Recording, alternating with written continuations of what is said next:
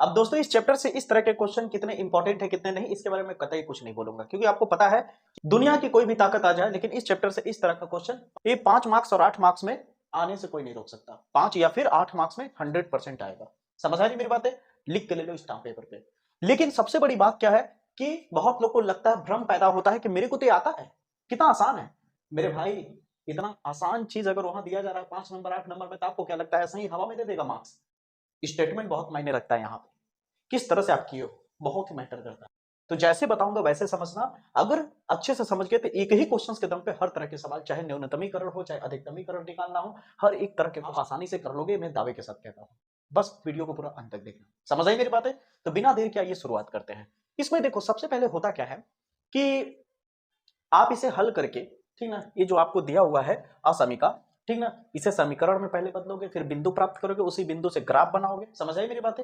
फिर वो ग्राफ देखोगे कि उसका क्षेत्रफल जो है वो किधर की तरफ है, केंद्र की तरफ है या केंद्र से बाहर है। तो जिधर की भी तरफ होगा उसके हिसाब से हम साइडेड रीजन यानी एक तरह का ऐसे पेंट की तरह करते हैं। फिर उसके बाद क्या होता है कि एक हम डब्बा बनाते हैं टेबल की तरह, वहां पे वैल्यू रख करके चेक कर लेते हैं, यहाँ पे बिंदु को रख करके, और देखते हैं सबसे छोटा वैल्यू जो होता है वो न्यूनतमीकरण का हो जाता है वो बिंदु, और अगर बड़ा वैल्यू आ गया तो अधिकतमीकरण हो गया। ऐसे ही मैंने पूरा ओवरव्यू दे दिया। तो अब आइए सवाल करते हैं। तो सबसे पहले आपको करना क्या होता है जब इसे हल करेंगे, तो हल करने के लिए सबसे पहले जब यहाँ पे हल करेंगे तो सबसे पहले आपके पास जो दिया है उसे लिखेंगे। दिया है क्या है आपके पास, जेड जो है वो दिया है -3x+4y, ठीक है। और ये किस फॉर्म में दिया है, न्यूनतमीकरण में, यानी ये मिनिमम वैल्यू में। किस फॉर्म में दिया है, मिनिमम वैल्यू में। फिर उसके बाद अगर आप देखा जाए तो आपके पास कुछ अवरोध दिया है। अवरोध का मतलब ये है, ये जो आपको दिख रहा है यहाँ पे असमीका, इसे अवरोध कहते हैं। तो यहाँ पे आप लिखोगे अवरोध। अब अवरोध में क्या है, एक ए है और एक ए है। ये तो सीधे सीधे x बराबर 0 हो जा रहा है, x y बराबर भी 0, तो इसको लेने की कोई जरूरत नहीं है। तो इन दोनों पे फोकस करो। तो यहाँ पे क्या है, x+2y 8, इसे नाम दे दो समीकरण एक का, अभी मत नाम दो। वह दूसरा क्या दिया है, 3x+2y बराबर 12, यहां तक है। अब उसके बाद क्या करोगे, ये असमीका के रूप में। असमीका का मतलब क्या होता है, जब आपको कहीं भी ग्रेटर देन लेस देन इस तरह की चीजें जब लगी हुई दिखती है तो वो असमीका के रूप में होता है, याद रखना। जो कि 11th में आपने पढ़ा भी है, ठीक है। अब आप ध्यान से देखो, बहुत इजी है ये, समझ लो कि कमजोर बच्चे के लिए तो बहुत ही बेहतर क्वेश्चन होता है। जो स्टूडेंट अच्छे से नहीं पढ़ता साल भर, उसको डर लगता है कि मैथ में मैं कैसे पासिंग मार्क लाऊं, ये सारे क्वेश्चन बड़ा मदद करता है मार्क्स बढ़ाने में। तो ध्यान से समझ, क्योंकि फिक्स है ना, ये आना ही आना है। अभी भी मैं स्टाम्प पेपर पे लिख दूं कि आएगा, 100% है।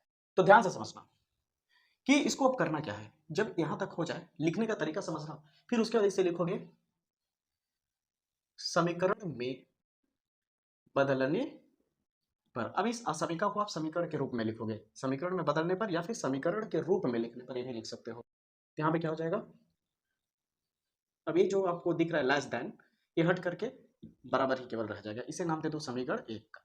वह 3x+2y, यहाँ पे क्या हो जाएगा, इतना हो जाएगा। अब बताइए समझ आया? इसे नाम दे दो समीकरण नंबर 2।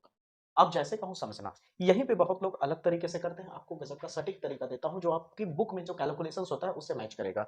अब इसको आपको करना क्या है, रैखिक समीकरण में बदल देना है। किसमें, रैखिक समीकरण में। रैखिक समीकरण होता क्या है, x/a प्लस y/b बराबर 1 होता है। यहीं से इसका बिंदु जो मिलता है, मान लो इसका अगर x के सापेक्ष में देखोगे बिंदु, तो तुम्हें मिलेगा a, 0, और एक बिंदु मिलता है तुम्हारा 0, b।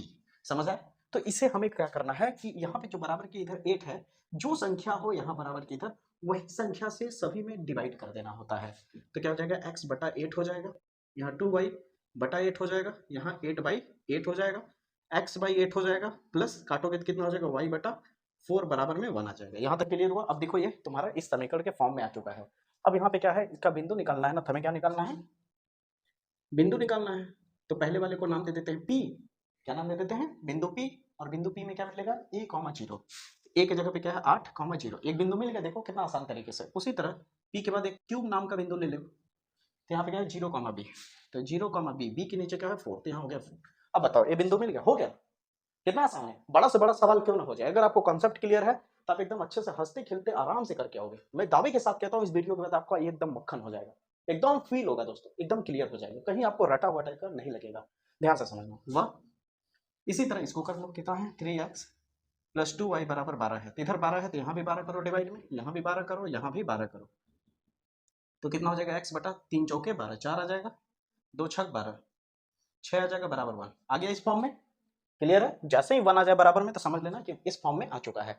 अब यहाँ पे बिंदु निकालो, इसका बिंदु क्या हो जाएगा, बिंदु इसको P और Q नाम दे दिए, इसको क्या नाम देते हैं, M और N, M और N नाम दे दे। आप अपने मन से कुछ भी दे सकते हैं, इसे A B C D, ठीक है, ये नहीं कि मैं जो दे रहा हूँ वही ध्यान से रखें। तो यहाँ हो जाएगा आपका 4,0 और यहाँ क्या हो जाएगा 0,6। अब ये जो आपके 4 बिंदु प्राप्त हो गए हैं, अब इन्हीं चारों बिंदु को इस ग्राफ में प्लॉट करना है। समझ आ रही मेरी बात? उसके बाद क्या करना है सब कुछ बताऊंगा, पहले ध्यान से समझना। यहां तक आपको समझ आया, फील हुआ तो स्क्रीनशॉट ले लो। हो गया, चलिए आगे बढ़ते हैं। अब दोस्तों जब यहां तक आप बिंदु निकाल लोगे तो ये तो आपको पता है 9th क्लास से सीखते आ रहे हो कि पॉइंट से किस तरह हम ग्राफ खींचते हैं, तभी तो मैथ लिया होगा यहां तक ना, 11th में भी यूज किया होगा, वो तो आप समझाएंगे ही। लेकिन याद रखना जब हम यहाँ पे एक रेखा खींचते हैं इस बिंदु की वजह से, इस समीकरण की जब दो समीकरण है ना, तो 2 रेखाएं खिंचाई जाएंगी। अभी जो रेखा खींची जाती है देखा जाता है कि इसका हल क्षेत्र जो है वो केंद्र की तरफ है या केंद्र से दूर है। नहीं समझा मैं क्या कहना चाह रहा हूँ, आओ समझाता हूँ। यहाँ एक रफली मैंने चीजें ली है, ध्यान से समझना। जैसे मान लो इसका हल क्षेत्र देखेंगे, हल क्षेत्र हमेशा केंद्र पर हम चेक करते हैं, ये 0,0 क्या होता है, केंद्र के लिए होता है, ठीक ना। हम इस वैल्यू को यहाँ पे रख के देखेंगे, इस वैल्यू को यहाँ पे रख के देखेंगे पहले समीकरण में, ठीक ना। क्या है ये, क्या है समीकरण नंबर 1 है आपका। यहाँ पे x के जगह पे क्या हो जाएगा 0, 2 इंटू 0, पूरा वैल्यू 0 हो जाएगा। अब आपसे एक सवाल पूछता हूँ, ये इक्वल जो लाइन है, इक्वल वाला सिंबल, ये जो बराबर का सिंबल है, इससे कोई लेना देना नहीं, ठीक ना। इस वाले पे ध्यान दीजिए, क्या 0 से बड़ा है 8, बिल्कुल सही है, इसका मतलब सत्य है, सत्य है ना। जब 0 0 मैंने रखा यहाँ पे, तो ये जो आया क्या ये ट्रू है या फॉल्स है, कहोगे हाँ सर सत्य है, 0 हमेशा छोटा होता है 8 से, इसका मतलब ये सत्य है। इसका मतलब कि हल क्षेत्र जो होगा केंद्र की तरफ होगा। तो ये जो लाइन खींचा गया है इसी केंद्र की तरफ ऐसे ऐसे डैश डैश दिखाया जाता है। केंद्र कौन है, ये है ना, केंद्र की तरफ। अगर ये मान लो सपोज दैट ऐसा होता, 0 आता लेकिन ये ग्राफ ऐसे होता, ठीक ना, ये इस तरह से ग्रेटर इक्वल होता, ठीक ना, तो ये इधर की तरफ मुंह है, तो क्या आप बताइए संभव है कभी 0 8 से बड़ा हो सकता है, नहीं ना। तो अगर ऐसा आता तब ये जो सैडेड रीजन खींचा है मैंने, वो ऐसे ना खींच करके छायांकित भाग ऐसा नहीं होता, तब बाहर की तरफ होता। ये बात क्लियर हो गई, चलो आगे समझाता हूँ। तो ये बात तो पता चल गया कि इस समीकरण का हल क्षेत्र यानी इस बिंदु की वजह से खींची गई रेखा का हल क्षेत्र केंद्र की तरफ होगा। तो आओ खींच के देख लेते हैं, ठीक है। फिर इस दूसरे वाले को चेक करेंगे, ठीक है, या फिर दूसरे वाले को साथ में चेक कर देते हैं। अगला क्या है 3x + 2y, देखा कितना प्यारा सा क्वेश्चन था। हाँ सीधे 5 नंबर 8 नंबर, मान लो 8 नंबर या 5 नंबर जितने भी आ जाए प्रश्न, ये आपका फिक्स है, या तो 5 या तो 8, ये तो कंफर्म है आएगा, ये बात आप भी जानते हो, पेपर देखे होगे पिछले साल का तो, ठीक है। ये भरोसा रखो दोस्तों, किसी टीचर से पूछ लो, ये कतई ऐसा हो ही नहीं सकता कि नहीं आएगा, आएगा, ठीक है। एकदम निश्चिंत होकर इसे तैयार कर लो। और इस तरह के क्वेश्चन कमजोर छात्रों के लिए बहुत ज्यादा मायने रखता है। समझ आ रही मेरी बातें, चिंता मत करिए। मैं 40 क्वेश्चन का ऐसा सेट लेकर के आने वाला हूँ, 5 नंबर और 8 नंबर वाले का, जिसमें मैं कैलकुलेशन नहीं कराऊंगा, केवल आपको इंपॉर्टेंट क्वेश्चन बताऊंगा, ठीक है। और उसका कैलकुलेशन मैं ऑलरेडी करा चुका हूँ, ठीक है। मैं एक जगह पे उसे सेपरेट कर दूंगा ताकि आपको ये पता चल सके कि 5 नंबर और 8 नंबर वाले कितने क्वेश्चन ऐसे हैं जो वायरल है, जिसे हमें तैयार करके पहले ही साइड रखना होगा। समझ आए मेरी बातें, वो बहुत जल्द आ जाएगा वीडियो। अब ध्यान से देखिए, यहाँ पे 12 है, 0 रखोगे यहाँ भी तो यही चीज मिलेगा, डायरेक्ट लिख दिया मैं, ठीक ना। तो यहाँ भी क्या होगा, ये सत्य है, क्या है सत्य, रख के देख सकते हो, 0 रखोगे 0 रखोगे 0 हो जाएगा पूरा वैल्यू, ठीक है। तो ये भी सत्य है, इसका मतलब इसका भी जो हल क्षेत्र होगा वो केंद्र की तरफ होगा। तो यहाँ पे क्या लिख दोगे कि दोनों समीकरण का हल क्षेत्र किधर है, केंद्र की ओर होगा। चलिए यहां तक हो गया। ये स्टेटमेंट बड़े मायने रखते हैं। आपको क्या लगता है, हाँ बिंदु निकाल दिए, ग्राफ बना दिए, न्यूनतमीकरण दिखा दिया, तब ठुस से मिल जाएगा 5 नंबर, घंटा मिलेगा, 5 नंबर में से 2 नंबर 3 नंबर मिल जाए बहुत है। स्टेटमेंट बड़ा मायने रखता है इसमें, ये बात दिमाग में रखिएगा, जैसे बता रहा हूँ वैसे ही करिएगा, ठीक है। अब यहाँ तक हो गया, अब आइए ग्राफ बनाते हैं। तो पहला वाला जो समीकरण है या समीकरण, इसका पॉइंट क्या है 8,0, फिर क्या है 0,4। तो 8,0 कहाँ पे है, देखिए 8,0 ये होता है x, देखिए कॉमा किधर वाला होता है x और कॉमा किधर वाला होता है y, ये भूलिएगा मत। 8 किधर मिलेगा, यहाँ पे मिलेगा, और 0 तो भाई यही मिलेगा, तो मिल जाकर के यहीं पे आएगा पॉइंट, यानी आपका 8,0 यहाँ दिखेगा। फिर क्या है 0,4, तो 0 यही मिल जाएगा, और 4 इधर है y के लिए, तो यहाँ पे आएगा। ये पॉइंट आपको कहाँ पे देखने को मिलेगा, क्यू पॉइंट 0,4 यहाँ पे देखने को मिलेगा। अब यहाँ से यहाँ एक लाइन ऐसे खींच के मिला देते हैं, बढ़ा दोगे, ठीक है दोस्तों, ध्यान दीजिए। ये हो गया आपका।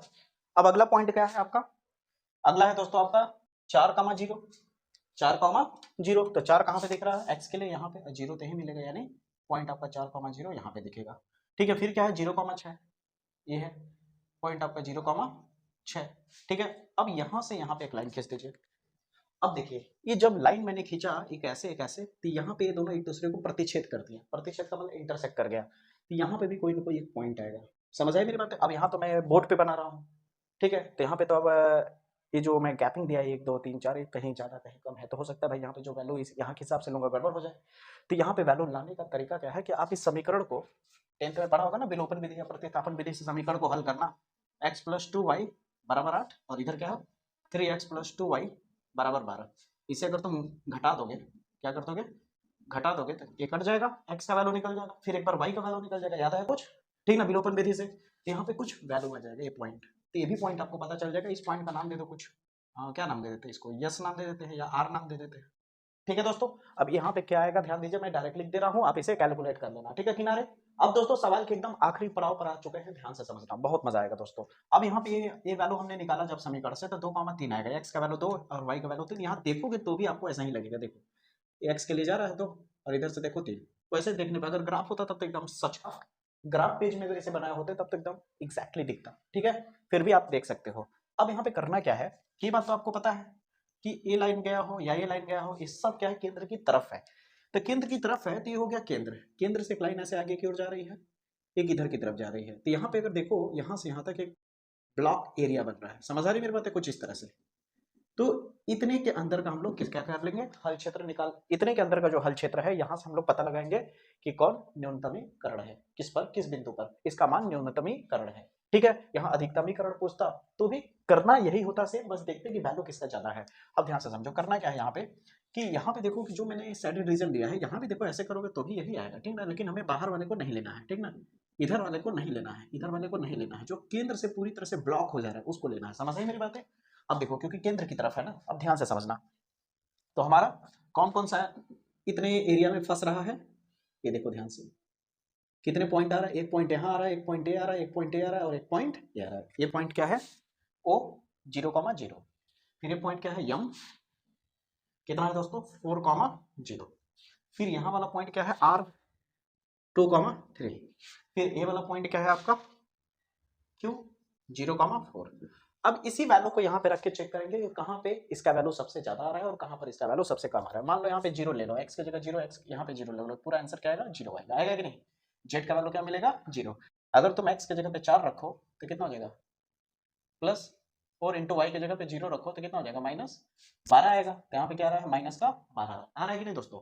उसी तरह अगर तीसरे वाले में अगर रख के देखो, इस वाले वैल्यू में x की जगह पे 2 रख लो और y की जगह 3 कर लो, तो आ रहा है 6 माइनस में और यहाँ प्लस में 12, यानी कुल मिला के +6 आ रहा है। कितना आ रहा है प्लस का 6।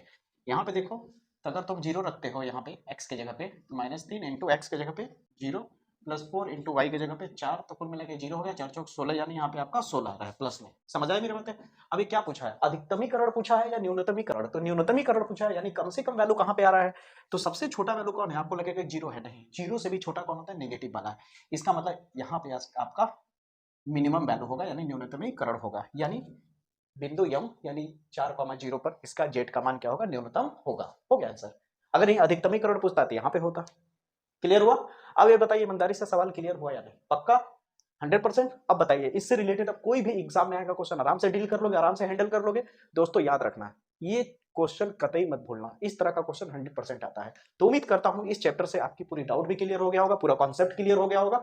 अब फोड़ के आना है दोस्तों एग्जाम में, इस तरह के क्वेश्चन बेहतर तरीके से आपको करके आना है, एकदम स्टेप बाय स्टेप। उम्मीद करता हूं वीडियो आपको पसंद आया होगा। अगर वीडियो पसंद आया हो तो वीडियो को लाइक करके चैनल को सब्सक्राइब कर लीजिएगा।